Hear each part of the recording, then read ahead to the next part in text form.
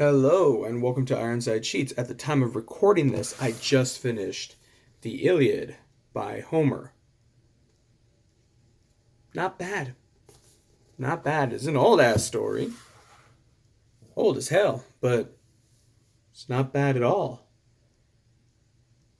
You know, maybe because it's an old story and storytelling was always oratory before it could be mass produced,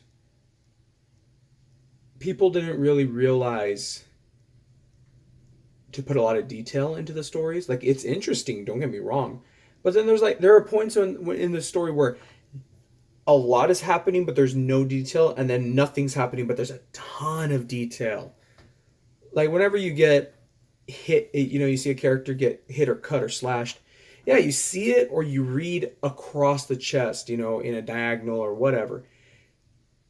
The Homer goes into the fine detail right above the nipple, right below the nipple, at the nipple, every time someone gets speared through. And then anywhere else, he's like, he got hit somewhere in that general vicinity.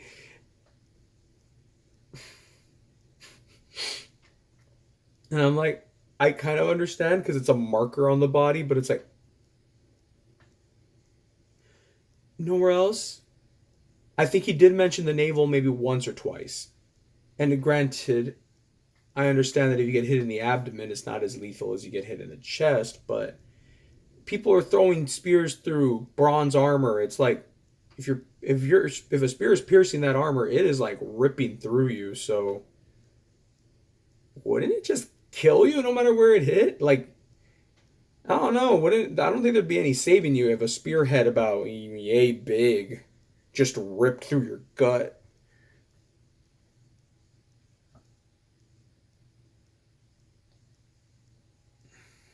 What's so funny is that he leaves it on a cliffhanger. He leaves it on a cliffhanger too. So the idea of the Iliad, or the story that it follows, is Paris, son of Priam. Mind you, here's the thing about ancient Greek stories. They have a lot of names that I'm not used to. So I'm listening to them, and then all of a sudden I just can't follow for the next 2 minutes. And then I lose part, and then I catch up, and I lose part, and I catch up. So if I miss any names, oh well. But Paris, and I do remember him. Paris, the king, the prince of Troy, one of the many princes of Troy. He's a brother to Hector, slayer of men. Well, no, Hector, tamer of horses. It's Achilles, slayer of men. Takes, if I'm not mistaken, the Trojan's wife. He takes like either the Trojans or like one of the Trojans like wives. I think it's the king's wife. And sleep. And I don't know if he sleeps with her or not, but he stole a king's something. Could be wrong if not. I remember in the movie Troy, which this is loosely based on here. It's the king's brother, so I could be wrong. There's this whole problem because Paris couldn't keep it in his pants. It's the truth. And then I don't even know what they're called. The Achaeans, there we go. The Achaeans army versus the Trojans. The Achaeans are winning. They're whipping the Trojan ass. But they had started it off with, in order to prevent any senseless bloodletting, they did issue a challenge between Paris and I don't know if it was Agamemnon or some other guy, but they're between one of the Achaeans and Paris. Paris got his ass handed to him on a silver platter. He almost died, but a god saved him. Excuse me, just ate breakfast. A god saved him, and he ran away. and then it caused a whole lot of war. The Achaeans are doing very well. However, King Agamemnon, King Agamemnon went against the wishes of Achilles, who was their greatest warrior by far, and took a woman he was particularly fond of, which kind of fucks the whole thing up. It's like this whole war started over a woman because someone couldn't keep it in their pants, and then someone takes another woman from someone else. And Achilles loved that woman, and he loved her. She was a prize, and he didn't even. She wasn't even like a natural affection. She was a prize. However, he really loved her. He really wanted her, and she was taken away from him.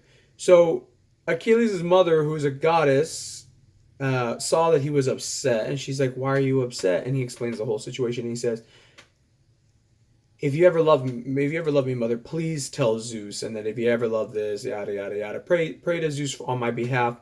Don't let the Trojans win. Or no, don't let the Achaeans win. Don't let the Achaeans win. So that way they have to like beg me for their forgiveness, type thing. And so the goddess goes up to Zeus. Zeus is like, cool. Hera is like, don't do that shit. And Zeus is like, I have no idea what you're talking about. You paranoid woman. How could you be? He totally gaslights the shit out of Hera. Then lots of bloodshed. Lots and lots and lots of bloodshed. The Trojans are just kicking ass. They drive the Achaeans back to their ships. Mind you, these are like the best warriors like ever. And they just drive the Achaeans right back to their ships. They had a wall built and everything, and they can't leave the little city they built because the Trojans are just laying siege. However, along the way, people die. Important people die. Hector dies. No, Hector kills Patroclus. Kills Patroclus, who was Achilles' best friend. Achilles got pissed, killed Hector, and then Achilles realizes that he's also going to die soon, so he tries dragging Hector's body through the city around Patroclus' grave mound or gravesite to try to appease himself and hopefully Patroclus.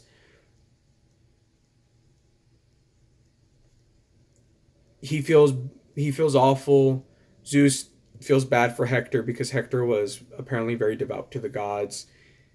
So he tells Hermes, hey, go help King Priam get Hector back. And he does. But they leave it on the cliffhanger. Achilles knows he's going to die soon. But we don't know if he actually dies anytime soon.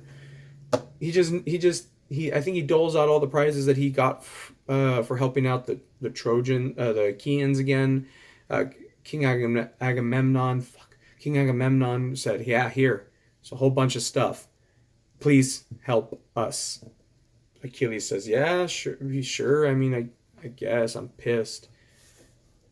And he does. He slaughters a shitload of people and he kills Hector. And then King Priam realizes that there's no hope for them, but they are allowed Hector's funeral rise thanks to Zeus convincing Achilles to let Hector's body go, and King Priam brought a whole bunch of gifts to appease Achilles. It's a great story. It's a great set of books because they're marked in books. And it just shows how petty the gods could be and how just overly emotional everyone was. They all worked off of feelings, like very few worked off of logic. And I think that the reason why is because it's about storytelling. Logic does lead to a decent story, but it's very linear. However, emotions play back and forth. They stoke the flames of the story and keep it going. It's like if you're around a campfire, there's no way. I got a text. Okay. If you're around the campfire and you're telling stories, talking, you have to keep everyone's emotions up. You have to make sure that they're all having a good time, or they're trembling in fear, or they're excited, or they're happy, or they're sad. Whatever story, you have to push for emotion. You have to push for drive, so that way everyone feels what you're saying and wants to come back and listen for more. And that's what this story really does. It just shows that emotion is important, and it's important in storytelling, because a logical character in a lot of these would just be like, yeah, this is pointless. What for? What for? I mean, at least by our standards now, it's like fighting over a woman isn't as common as it used to be. It still happens, but it rarely is going to happen over the point of civilizations fighting against each other. So just goes to show that emotion is what drives a story. Everything else is secondary. Logic plays the back seat. Reason, back seat. Is it worth it? I give it 3.5 stars. It's not my cup of tea. Will I read it again or listen to it? I listened to the whole thing. Will I listen to it again? Probably not. Was it worth listening to once? Absolutely. All right. Thanks for listening, and I hope you have a great day. If you like this video, please leave a like. If you think someone else will like it, share it. If you want more content like this, subscribe. If you want to support me, I am an author. I am not the best author in the whole wide world. I'm okay. But I do have the links in the description below. If you want to see if you do click on that link, it'll take you to my website. You go to my website, any subsequent link will take you to Amazon. That's where you can find my stuff.